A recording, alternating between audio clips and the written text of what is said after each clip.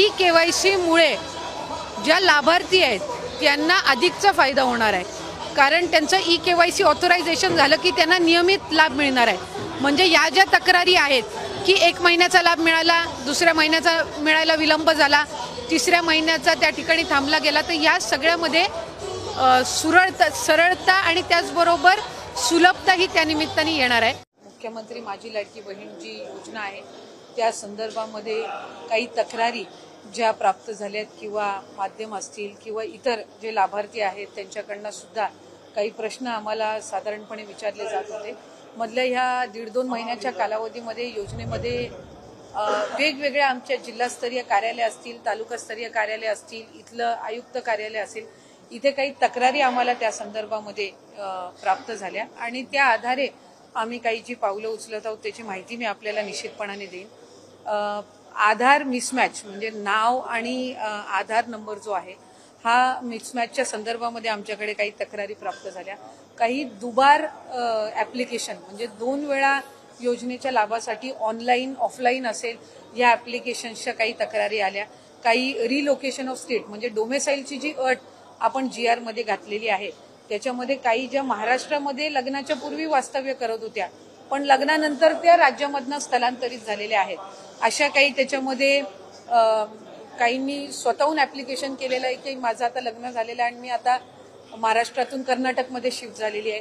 काही तिथल्या स्थानिक प्रशासनाकडनं आम्हाला तक्रारी प्राप्त झालेल्या आहेत। काही चुकीचे हमीपत्र दाखल केल्याच्या सुद्धा तक्रारी या काही स्थानिक प्रशासनाकडून आलेल्या आहेत आणि काही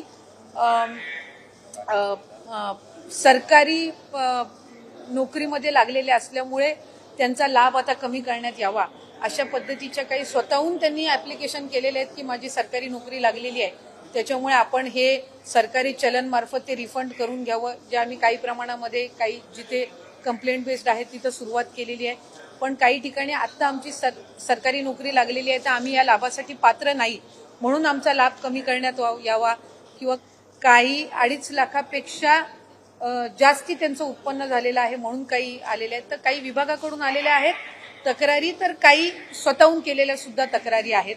त्याच्यामध्ये साधारणपणे स्वतःहून केलेल्या तक्रारी आहेत किंवा विभागाकडून आलेल्या आहेत याची आम्ही ज्या वेळेला साधारणपणे माहिती घेतली किंवा त्या संदर्भामध्ये ज्या वेळेला आम्ही विभाग म्हणून चर्चा केली आणि त्याच्यानंतर आम्ही मुख्यमंत्री दोन्ही उपमुख्यमंत्र्यांसोबत त्या संदर्भातली जी चर्चा आहे ती केल्यानंतर काही बाबी GR मध्ये जो शासन निर्णय आहे याच्यामध्ये कुठलाही बदल न करता त्याच जे निकष आहेत की जे त्याच्यामध्ये आपण बाबी निश्चित केलेल्या आहेत त्यालाच अधीन राहून काही व्हेरिफिकेशनचा आम्ही एक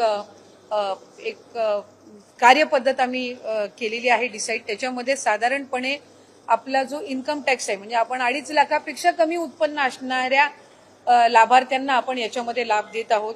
तर त्याच्यामध्ये इन्कम टॅक्स डेटा हा रिकन्साईल करणं हा एक त्याच्यामध्ये आम्ही विषय घेतलेला आहे की 2.5 लाखापेक्षा आता आमच्याकडे काही स्वतःहून तक्रारी किंवा विभाग म्हणून तक्रारी आलेल्या आहेत की बाबा आमचं उत्पन्न 2.5 लाखाच्या वर वाढलेलं आहे तर आम्ही या लाभामध्ये आता पात्र होत नाही। पण साधारणपणे ती एक संख्या निश्चित करणं हे आम्हाला आहे, त्यामुळे त्यानुसार आम्ही इन्कम टॅक्स विभागाचा त्याच्यामध्ये घेऊन जो डेटा आहे तो रिकन्साईल करणार आहोत। दुसरं याच्यामध्ये आम्ही शासन निर्णयामध्ये नमूद केलेलं आहे की जर एखादी लाभार्थी एखाद्या दुसऱ्या कुठल्या शासकीय योजनेचा लाभ घेत असेल आणि तो जर 1500 पेक्षा कमी असेल तर त्याची जी मॅचिंग फिगर आहे म्हणजे किमान त्यांना 1500चा लाभ मिळाला पाहिजे या दृष्टिकोनातून। उदाहरणार्थ नमो शेतकरी योजना जी आहे याचा लाभ 1000 रुपयापर्यंत असतो, तर या योजनेचा लाभ जे घेणारे आहेत त्यांना वरचं 500 रुपयाचं जे ब्रॅकेट आहे ते आपण शासन निर्णयामध्ये पण नमूद केलेलं आहे की आपण ते वरचे 500 देऊन त्यांचा लाभ आपण 1500 पर्यंत नेणार। त्यामुळे त्या दृष्टिकोनातून नमो शेतकरी स्कीमचे जे लाभार्थी आहेत ते आपण निश्चित करून आणखीन एकदा त्याची व्हेरिफिकेशन करून जे त्याच्यामध्ये लाभार्थी आहेत त्यांना हा जो वरचा लाभ आहे 500 पर्यंतचा हा आपण देण्याच्या दृष्टिकोनातून करत आहोत। त्याच्यामध्ये इतर ज्या काही योजना आहेत ज्या 1500 पेक्षा कमी लाभ देणारे आहेत आणि आपण त्याला 1500 पर्यंतचा लाभ मॅचिंग करणं आहे तर त्या दृष्टिकोनातून आम्ही एक स्क्रुटिनी एक ड्राईव्ह करत आहोत। ज्यांची 4 चाकी वाहनं आहेत आणि तरी सुद्धा ते या ठिकाणी लाभ घेत आहेत त्यांचं आपण ट्रान्सपोर्ट विभाग जो आहे, परिवहन विभाग जो आहे, त्यांच्या मदतीनं आपण तो एक डेटा त्या ठिकाणी क्रॉस व्हेरीफाय करत आहोत. ज्यांचं नावाचं मिसमॅच झालेलं आहे, म्हणजे आधार कार्डवर नाव वेगळं आणि स्पेलिंग आणि त्यांचं बँकचं खातं जे आहे त्याच्यावर त्यांची स्पेलिंग ही वेगळी आहे, ती एक क्रॉस व्हेरिफिकेशन आपण करत आहोत. आणि आम्ही केंद्र सरकारकडे किंवा आपल्या सेंट्रल गव्हर्नमेंटकडून आधारचं एक अप्रुव्हल आपल्याला लागतं ई-केवायसी साठी, तर ती एक आम्ही त्यांची परवानगी आल्यानंतर ती एक आम्ही सुरुवात करत आहोत. त्यामुळे या 5 बाबींवर आपण साधारणपणे जे आम्हाला कंप्लेंट आलेले आहेत, मग काही कंप्लेंट पालघरमधून आलेले आहेत, काही यवतमाळमधून आलेले आहेत, काही फलटण साताऱ्यामधून आलेले आहेत, काही वर्ध्यामधून आलेले आहेत. तर या ज्या साधारणपणे कंप्लेंट झालेल्या आहेत त्याच्या आधारे आपण या 5 बाबींवर चौकशी किंवा एक क्रॉस व्हेरिफिकेशन आपण सुरू करत आहोत. याच्यामध्ये कुठेही आपण जो शासन निर्णय मूळ काढला होता याच्या कुठलेही निकष किंवा त्याच्यामध्ये कुठलेही बदल आपण करत नाही आहोत. फक्त जे निकष आम्ही GR मध्ये ठेवलेले होते त्याला अनुसरून ज्या काही तक्रारी आलेल्या आहेत त्या 5 बाबींवर आपण लक्ष केंद्रित करून ही पुढची जी काही व्हेरिफिकेशनची पद्धत आहे ती आपण करत आहोत. त्या पद्धतीनं त्यांना लाभ मिळेल. त्याच्यामुळे ज्या नियमानुसार तुमच्या GR नुसार जे लाभार्थी या क्रॉस व्हेरिफिकेशन मध्ये असणार आहेत त्या पद्धतीनं ते कंटिन्युएशन असणार आहे.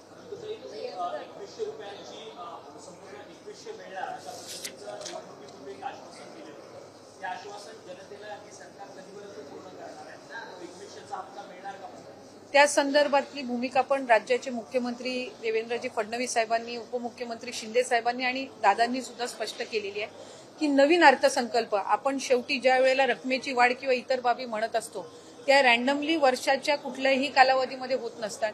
आम्ही ही योजना ज्या वेळेला जाहीर केली त्यावेळेला सुद्धा ती बजेटमध्ये ती योजना आपण आणलेली होती आणि तिथून ती सुरू झालेली होती. त्याच्यामुळे नवीन अर्थसंकल्पीय अधिवेशन ज्या वेळेला येईल, ज्या वेळेला बजेट तयार केलं जाईल त्या संदर्भातला जो सकारात्मक निर्णय आहे तो त्यावेळेला निश्चितपणाने घेण्यात येईल. सरसकट स्क्रुटिनी होणार नाही.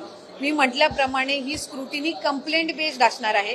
या संदर्भामध्ये आम्ही आधी सुद्धा स्पष्टता दिलेली आहे की आपण साधारणपणे अधिकाधिक गरजू महिलांना हा लाभ मिळण्याच्या दृष्टिकोनातून ही योजना आणलेली आहे. महिला आर्थिकरित्या सक्षम झाल्या पाहिजेत या दृष्टिकोनातून ही आणलेली आहे.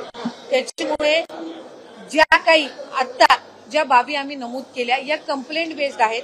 या संदर्भातल्या कंप्लेंट्स या आम्हाला वेगवेगळ्या जिल्ह्यामधून प्राप्त झालेल्या आहेत. त्याच्यामुळे या 2-3 महिन्याच्या कालावधीमध्ये जे लाभार्थी आहेत त्यांनी ई-केवायसी करून घेणं आहे आणि याच्यातून त्यांना फक्त लाडकी बहीण योजनाच नाही तर शासनाच्या वेगवेगळ्या ज्या योजना आहेत ह्याचा सुद्धा पुढच्या कालावधीमध्ये लाभ होण्याच्या दृष्टिकोनातून हे महत्त्वपूर्ण आहे. मला वाटतं की साधारणपणे प्रसार माध्यम असतील, विरोधक असतील, हे सातत्याने लाडकी बहीण योजनेच्या संदर्भामध्ये वेगवेगळ्या पद्धतीचा संभ्रम हा पसरवण्याचा प्रयत्न करत आलेले आहेत.